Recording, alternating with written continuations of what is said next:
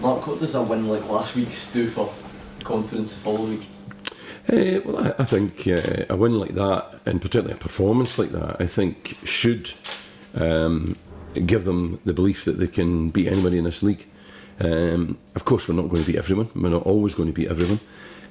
We will lose a game before the end of the season. I can guarantee you that. I hope it's not this Saturday, but I think what it does do is it gives me a kind of measure, and it gives me a rod in a sense to say to them, a benchmark, to be able to say that that's the standard, that's what you've got to achieve. And really, it's not about the opposition, it's about us. And if we can produce more performances like that, we'll win games. What's the message then in terms of how you build on that, I suppose? Is it one of those that it only counts if you can replicate it against Not really. I think we've had 3 great performances and 3 good results, you know. So now we've got to try and get another one. And as I say, eventually there'll be a day when we don't. We've just got to keep that going as long as we can. And when that day comes, then go over it and go on with the next run. You know, so, you know, that's the attitude we've got to take. It's another game. I view the Dundee United game as a big game. You know, I still have the psyche when I was a player, and Dundee United was one of the big games. And, you know, when I think about Dundee United, I think of them as one of the big clubs. And therefore I see the game as a difficult game, regardless of their position in the league. I saw them at Kilmarnock last week, and they were decent. And you know, I know what to expect, and I know that we're going to have to play as well as we did at Parkhead to come away with 3 points. You know, I think that from our point of view, though, you know, going unbeaten would be good. You know, if we go there and don't get beaten by Dundee United, I think we can be satisfied in terms of the league and all of that. The implications for that. Obviously a long way to go, but how big an incentive is there if you could put that amount of distance between yourselves going into the new year? It's a big chance for you, isn't it? Well, that's been our motivation over the past weeks, you know, trying to open up a gap between ourselves and then get someone else below us, you know, into that second bottom spot, and we've managed that. You know, we've got Kilmarnock down there now. So now the challenge would be to put as many points as we can between ourselves and Kilmarnock, not looking up the way but looking down the way still.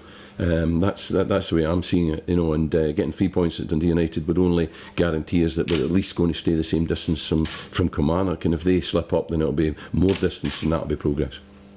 How's your obviously looking ahead to January? Is there anything you decided yet as to strengthening or keeping the squad the same? No, there's no decisions being made. You know, I've not got anyone lined up that I'm going to be going and signing right away. I mean, I'm still looking at the squad, and I think I've said it. You know, there has to, if there's going to be changes that some have to go before they'll bring it. I've got enough players. You know, I've got a squad here. If everyone I've got stays fit and able and have the attitude they've got now, then I don't need any new players.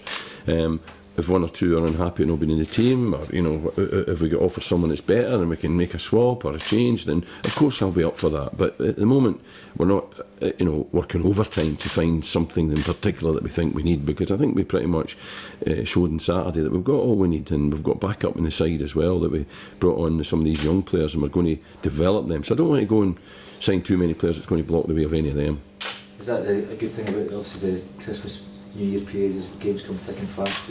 You've got guys on the bench and not even on the bench that who could come in and do it. Well, I think that shows the strength of the squad we have. You know, we've got a couple that weren't even on the bench on Saturday that could just as easy play. You know, and I think that's a good thing. Keeping those players happy, of course, is not always easy. But you know, when we've got a bench like we had on Saturday, which also included a couple of good young players, remember. I think we've got to go forward with that before we start worrying about who we're bringing in. Just speak to Faddy there. Obviously, he's very keen to be involved. How do you see him being involved in the next few weeks? Well, I think that there will be an opportunity to deploy Faddy in some way. You know, I sitting here today, I can't see that he's necessarily going to start the next couple of games over the Christmas or New Year, but I think having him there, his experience, his ability, I think I wouldn't be surprised if he contributed in some positive way over this period, but we'll wait and see. You know, Faddy's here, he's been here since before I got here. I said last week, you know, I felt that I had to, if I was going to bring him on board to use him, I had to do it in a sense from a position of strength, and that being that I've put my money where my mouth is with regards to the young players. You know, so I think I'm entitled to sign Faddy, given that I am using the young players. He's not blocking anyone's way. He's only going to help the young players. So that's why we've given them the opportunity to be on the bench at the moment. What's the situation, Mark, with the loan deals that might or might not be up in January? Have decisions been made? Conversations still to take place? Yeah, I think, you know, we still have a conversation with Reading about Jake Taylor, because Jake's not been involved, and I think he's not happy. And he's a good player. He's good enough to be involved, but he can't get in the team. So we need to consider that one. Grimshaw we want to keep. I think he's a terrific player. We want to keep him.